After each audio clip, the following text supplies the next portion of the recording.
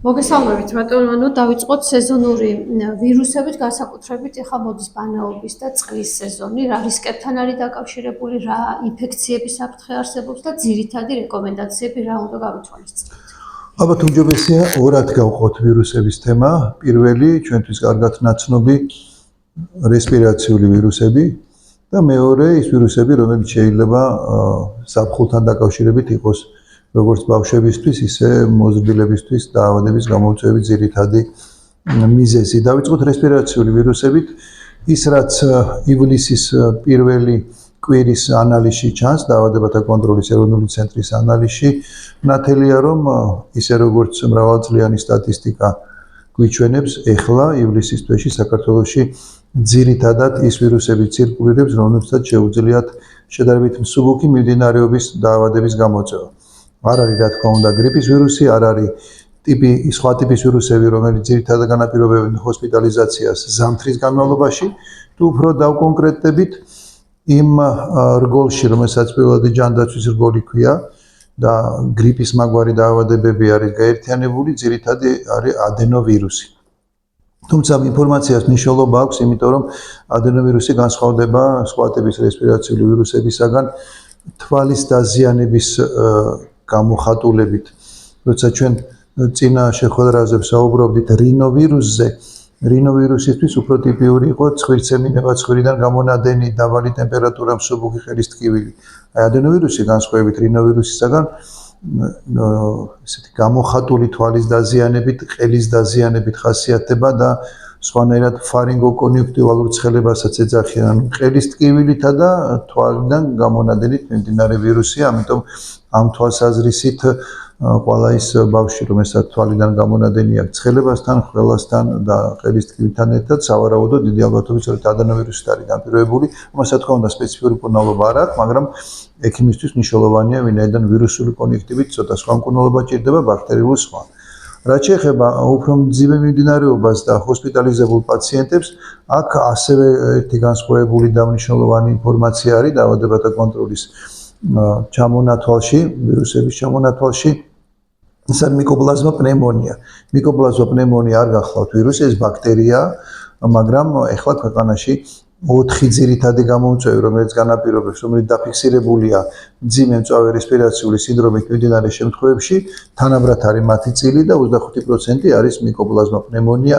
ამას ხაზს უსვამთ, იმიტომ რომ თუ სხვა ვირუსების საწინააღმდეგო მკურნალობა არ არსებობს, მიკოპლაზმა პნევმონიის საწინააღმდეგო ანტიბაქტერიული საშუალებები არის ეფექტური, დიდი ხანია მას იყენებენ. ამ დაავადების ნიშნები ასევე ცნობილია ექიმებისთვის. ძირითადად გახანგრძლივებული ხველით მიმდინარეობს, შეუძლია მსუბუქი მიმდინარეობის ფილტვების ანთების გამოწვევა, მაგრამ ეს ინფორმაცია ალბათ უფრო იმ პედიატრებსა და სტაციონარის ექიმებს გამოადგებათ, რომლებიც მართავენ პაციენტებს, ეხლა ჰოსპიტალიზებულ პაციენტებს სტაციონარში. აი მიკოპლაზმა პნევმონიის მაღალი ალბათობა ნიშნავს იმას, რომ უნდა იყოს გათვალისწინებული ანტიბიოტიკოთერაპიის დაწყების საკითხი, ვინაიდან აქ ეგრეთ წოდებული ატიპური პათოგენია მიკოპლაზმა პნევმონია, მისი შესაბამისი მკურნალობა ნამდვილად არსებობს. თუ გადავინაცვლოთ მეორე კუჭ-ნაწლავის ტრაქტის დამაზიანებელ და ინფექციის გამომწვევ პათოგენებზე, აქ ალბათ აუცილებლად უნდა აღვნიშნოთ, რომ აქაც უპირატესი იქნება ვირუსი და ეს არის ასევე ცნობილია ამ ვირუსის დასახელება, ეს ხანგრძლივი ეპიდემიოლოგიური კვლევებიდან გამომდინარე შეიძლება იყოს ნოროვირუსი. ეს არის ვირუსი, რომელმაც შეიძლება გამოიწვიოს ნატავთა გახშირებული მოქმედება 10-15 დღეში შეიძლება იყოს და რაც ყველაზე მთავარია, მისთვის დამახასიათებელი ეს არის დიდი რაოდენობის წყლით შემცველი განავალი. როდესაც მოზრდილი თუ ბავშვი ამბობს, რომ არ ჩანს საერთოდ განავლოვანი მასა, ძირითადი არის წყალი. აი წყლის დიდი რაოდენობის შემცველობა არის სწორედ ამ ვირუსისათვის დამახასიათებელი და აქ ალბათ სწორედ აი ამ მიმდინარეობიდან გამომდინარე ერთ-ერთი მთავარი ამოცანა უნდა იყოს სითხის დამატებითი მიწოდება. სითხესაც თავისი რეგულაცია აქვს, ეს უნდა იყოს ელექტროლიტები, ეს უნდა იყოს ორალური სარეჰიდრატაციო მარილი, ეს უნდა იყოს სითხე, რომელიც წყალთან ერთად შეიცავს ნატრიუმს, კალიუმს და ასე შემდეგ, ამიტომ გაუწყლოება არის ყველაზე დიდი რისკი, რაც ზაფხულში გვაქვს გამომდინარე ამ ვირუსების სიჭარბიდან და გამომდინარე ღებინების მაღალი რისკიდან. ღებინება მეორე მხარეა, მეორე რისკია, რაც ზაფხულის პერიოდს ახლავს და მის უკან დგას ძირითადად საკვებით გამოწვეული პრობლემა. აი საკვებით გამოწვეულ პრობლემაში გულისხმობთ არასათანადო თერმულ პირობებში შენახულ საკვებს და არასათანადო თერმულ პირობებში მომზადებულ საკვებს. ორივეს თავისი მკაცრი წესი აქვს. მაგალითად არ შეიძლება ადამიანმა მიიღოს საკვები, რომელიც მაცივრის გარეთ 2 საათზე მეტი დროის განმავლობაში არის დაყოვნებული. ამას შეიძლება გამოიწვიოს ბაქტერიების გამრავლება საკვებ პროდუქტებში, ეს იქნება რძის პროდუქტები, ხორცის პროდუქტები, თევზის პროდუქტები, არ აქვს მნიშვნელობა. მაცივრის გარეთ დატოვებული 2 საათი არის უსაფრთხო პერიოდი და თუ გარემოს ტემპერატურა კიდევ უფრო მეტად მოიმატებს და 32 გრადუსზე მეტი იქნება, აქ ეს დრო მცირდება და ვსაუბრობთ 1 საათიან უსაფრთხო პერიოდზე. ანუ თუ თქვენ პიკნიკზე ხართ, თუ თქვენ სახლში ბრძანდებით, ეზოში გაქვთ სადილე გაშლილი და ოჯახის წევრები მაგიდის გარშემო ბრძანდებით, გარემო ტემპერატურა 32 გრადუსი და მეტია, ეცადეთ რომ ამ 1 საათიან ინტერვალში შეედიოთ, ვინაიდან რისკი ბაქტერიების გამრავლების ამ 1 საათის განმავლობაში ზაფხულის დროს არის ძალიან მაღალი. ახლა რო გადავიდეთ სეზონური ბანაობის, წყლის და ზღვის და რა საფრთხეები გვაქვს აქ, რა ინფექციები შეიძლება იყოს რისკი და როგორ დავიცოთ თავი. ზღვასთან დაკავშირებული რისკები ნაკლებად არის საქართველოში ასოცირებული ზღვის წყლის გადაყლაპვასთან, იმიტომ რომ საქართველოში ზღვის წყლის ხარისხი მუდმივად კონტროლდება. რამდენჯერმე სეზონის განმავლობაში ნახავთ ინფორმაციას, როცა შესაბამისი სტრუქტურა ამ ფორმე აქვეყნებს დასკვნას თუ როგორია ქვეყანაში ზღვის წყლის ხარისხი, რამდენია მაშინ მიკრობების პათოგენური მიკრობების შემცველობა და როგორც წესი საქართველოში ზღვის წყალი საბანაოდ არის პრაქტიკულად უსაფრთხო. შესაბამისად ჩვენ ნაკლებად ვაკეთებთ აქცენტს გადაყლაპულ წყალზე, ეს უფრო აუზის თემაა და აუზში ცურვის დროს გვაქვს ძირითადი რისკი გადაყლაპული წყლის მიერ გამოწვეული ინფექციების, თუმცა ზღვასთან დაკავშირებით ეს რისკი არის პრაქტიკულად მინიმალური. აქ ძირითადი რისკი ეს არის 2, ერთი დაკავშირებული ხელების ჰიგიენის დაცვასთან, როდესაც ჩვენ ზღვაზე ძალიან ხშირად ნახავთ საკვებ პროდუქტებს მიირთმევს ოჯახის წევრები და დაწყებული არის საქართველოსთვის მოხარშული სიმინდან დამთავრებული ნებისმიერი საკვებ პროდუქტი, აქ ძირითადი რისკი არის დაუბანელი ხელებით გამოწვეული ინფექციები. ამიტომ ხელის დაბანა არის ძირითადად რა ინფექციებია ამ ზღვის სეზონზე? ხელით არის გამოწვეული თუ კვებით არის, აი ძირითადად რა ჭარბობს? ეს ინფექციას თავისი სახელი აქვს, ეს არის სალმონელა. სალმონელა, რომელიც უკავშირდება პროდუქტების არასათანადო შენახვას და სალმონელა, რომელიც უკავშირდება სწორედ აი ამ საკვების მიერ ტოქსიკო ინფექციას. ეს არის ძირითადი ინფექცია. რაც შეეხება ინფექციას, რომელიც დაკავშირებულია უშუალოდ ნაწლავთა მოქმედების გახშირებასთან, სისხლის შემცველი განავალით, აი მას მინდა გავუსვა ხაზი. ყველაზე მეტი რისკი არის, როდესაც განავალში არის სისხლი. აქ უკვე ფიქრობთ ბაქტერიული ინფექციებზე და ერთ-ერთი მთავარი და ძირითადი, რომელმაც შეიძლება ნაწლავში სისხლი გამოიწვიოს, ეს დიზინტერია. გამომწვევი შიგელოზი, შიგელა ქვია ამ გამომწვევს, აი შიგელათი განპირობებული სისხლიანი განავალი უკვე არის აუცილებლად ექიმის შესაფასებელი, იმიტომ რომ ეს არის იშვიათი გამონაკლისი ნაწლავური ინფექციები და როდესაც შევლაპარაკობთ, რომ ანტიბიოტიკი უნდა იყოს დაწყებული აუცილებლად, განსაკუთრებით მცირე ასაკის ბავშვებში. ანუ შიგელოზი გამომწვევი, რომელიც ასოცირებულია სისხლიან დიარეასთან, რომელსაც ჭირდება მართვა ანტიბიოტიკებით. მდინარე, წყალი, ტბა ბუნებრივია დაკავშირებულია ბალახებთან და ბალახები ტკიპებთან. ერთ-ერთი სერიოზული პრობლემა, რომელიც ზაფხულში არის, ესე ვიტყვი, ძალიან ტკივნეული, ეს არის ტკიპების ვირუსი. ამაზეც ტკიპები ნამდვილად მიეკუთვნება როგორც ზღვის კურორტის, ისე მთის კურორტის სახით იმ გამომწვევს, რომელსაც შეიძლება სერიოზული გართულება და სერიოზული ინფექცია მოუყვებს და აქ პირველ რიგში მხედველობაში გვაქვს ტკიპის ერთი სახეობა და დაავადება, რომელსაც ლაიმის დაავადება ქვია, ბორელიოზი და ეს არის ტკიპათი გამოწვეული გართულებით მიმდინარე, პოტენციურად გართულებით ჩვენ არ ვლაპარაკობთ ყველა შემთხვევა ბორელიოზის მძიმედ მიმდინარეობს, მაგრამ რისკი გართულების არის ძალიან მაღალი, გართულებაში გულისხმობთ პირველ რიგში ლიმფოსისტემურ დაზიანებას, ცხელებას, ახსების ტკივილი, კუნთების ტკივილი, ლიმფური ჯირკვლების გადიდება და მენინგოენცეფალიტი, რომელიც შეიძლება იყოს ასოცირებული ტკიპების კბენასთან. ამიტომ რა თქმა უნდა, აქ პრევენციას ძალიან დიდი მნიშვნელობა აქვს. პრევენციაში პირველ რიგში გულისხმობთ ტყის პირას, მინდორზე, სეირნობისას, თუნდაც იმ გარემოში, სადაც ბალახია მხოლოდ და მეტი ზემოქმედება და რისკი ტკიპების ყოფნის ნაკლებია ყველგან, როდესაც თქვენ სახლიდან გადიხართ, ხედულობაში უნდა გქონდეთ, რომ ბავშვი უნდა იყოს დაცული. ბავშვის დაცვაში პირველ რიგში გულისხმობთ კანის დაცვას. კანის დაცვა მაქსიმალურად დაფარული უნდა იყოს ტანსაცმლით. ეს არის გრძელსახელოიანი პერანგი, ეს არის შარვალი, ეს არის ნახავთ კიდეც ესეთ რეკომენდაცია შარვალის რომ გეცვათ უკეთესია წინდების ზემოდან გადმოატანოთ შარვლის ქვემო ტოტებს რომ იქედანაც შეზღუდოთ ტკიპის ან რომელიმე სხვა მწერის მოხვედრის გზა. აუცილებლად უნდა იყოს ნათელი ფერის ტანსაცმელი, ღია ფერის უпростоრად, მაქსიმალურად ღია ფერის, მაქსიმალურად უნდა მოვერიდოთ ესეთ მყვირალა კაფიო ფერებს, აი თუნდაც ტანსაცმელი, სადაც სხვადასხვა ყვავილები არის დადანილი, ესეთი მიმზიდველი ფერი წერისთვის, კოღოსთვის. ჩვენ ძირითადად ვლაპარაკობთ კოღოებზე, ვლაპარაკობთ ფუტკარზე, ვლაპარაკობთ კრაზანაზე, ბზიგზე, ტკიპაზე. ეს არის რისკი, რომელიც ზაფხულის განმავლობაში გაცილებით დიდია ამ ფეხსახსრიანების ზემოქმედების რისკი. ამიტომ ტკიპასთან დაკავშირებული ერთი ყველაზე აუცილებელი რჩევა არის, როგორც კი თქვენ დაბრუნდებით სეირნობიდან, დღეში სეირნობთ, მინდორზე სეირნობთ, მნიშვნელობა არ აქვს. თქვენი კანი უნდა იყოს დათვალიერებული დეტალურად და ბავშვის კანი უნდა იყოს დათვალიერებული დეტალურად. ამის უკან ერთი მარტივი მიზეზი დგას ტკიპა და ჩვენ აქ ისევ და ისევ ბორელიაზე ვლაპარაკობთ.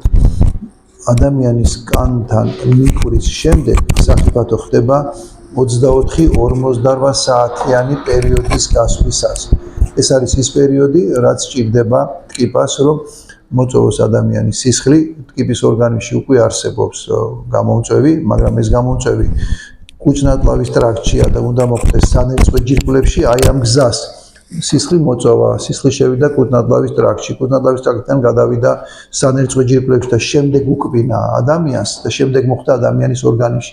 აი ეს არის სწორედ ის პერიოდი, როდესაც ყველაზე მეტი სიფრთხილე გვმართებს, 1 საათის და 2 საათის მიკრული ტკიპა ვერ იქნება ბორელიოზის საფუძველი, მაგრამ რამდენიმე საათის განმავლობაში 24 საათი მე ყველაზე ცოტა 48 საათია ზოგადად საშიში პერიოდი და ტკიპასაც ეთყობა, აი გაჯირჯვებული ტკიპა, როდესაც მცირე ზომის არის და ძნელად შესამჩნევი, ეს ნიშნავს, რომ ახალმიკრულია და სისხლი მოწოვილი ჯერ არ აქვს. ამიტომ ბავშვის კანის დათვალიერება განსაკუთრებით კისრის, განსაკუთრებით კისრის უკანა მხარე, კისრის წინა მხარე, ნებისმიერი რომელიც იყო შესაძლებელი ტკიპას ეკბინა, უნდა იყოს დათვალიერებული ზედმიწევნით. და ტკიპის მოცილება არის აუცილებელი და თუ თქვენ ამ მხრივ იქნებით ფრთხილად, აი ამ მძიმე დაავადების, პოტენციურად მძიმე დაავადების განვითარების რისკი გექნებათ მინიმალური.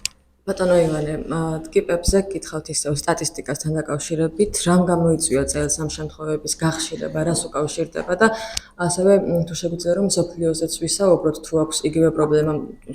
მე არ მაქვს ეს ინფორმაცია, რომ გახშირებულია.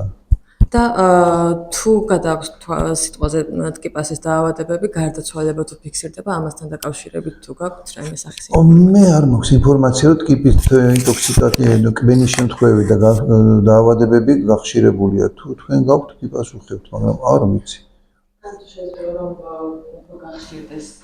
არა, ესენი უყურებთ. მე მინდა ტკიპა კონკრეტულად არ იყოს დაკავშირებული, ტკიპა უამრავია, სხვადასხვა სახისა. მე რაზე ვსაუბრობ, ეს არის ერთ-ერთი ტკიპა. ეს შემთხვევები რო იყოს გახშირებული, გარწმუნებთ დაავადებათა კონტროლის ეროვნული ცენტრი განცხადებას გააკეთებდა. აუცილებლად. ტკიპა არ არის ისეთ, რომელსაც აფეთქებები ახასიათებს.